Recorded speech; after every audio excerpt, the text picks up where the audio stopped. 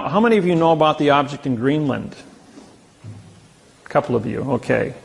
Well, for those of you that don't know, there is a spacecraft that has melted out of the ice in Greenland. As you know, the North Pole has melted completely. You can go from London to Moscow or to Russia by going over the North Pole now. All the ice cap is gone.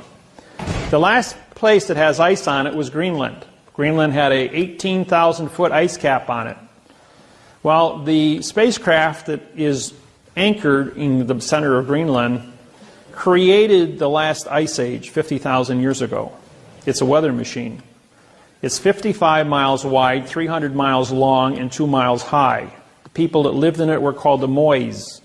If you draw a straight line from the spacecraft to the Washington Monument in Washington, D.C., through the Yucatan Peninsula Great Pyramid at Mitsubishi, it ends up on Easter Island where the Mois have been dug out of this dirt. The heads on Easter Island, well, 2 years ago they finally went ahead and they excavated, and they're all 65 to 85 foot people, full body carvings.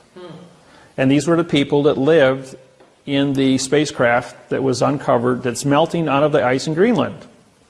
So when you think we've been alone, these people have been up there for 50,000 years. The spacecraft is still active after 50,000 years. It has a 200-mile dampening field where no electrons can flow into it. In 1947, a B-52 bomber flew into that pattern, into the dampening field, when trying to fly between Maine and London. As a result of that, they lost power and crashed in Greenland.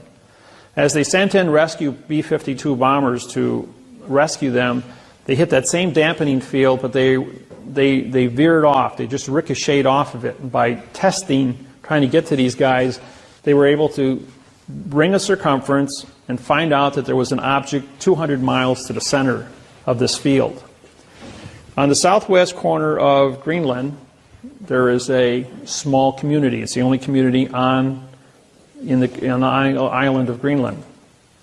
That community is a military post, CIA, that uses a compressed air generator to operate diesel engines to run a Caterpillar to run back and forth to 200 miles from the base to the object in Greenland. A lot of our technology comes from the reverse engineering out of the spacecraft.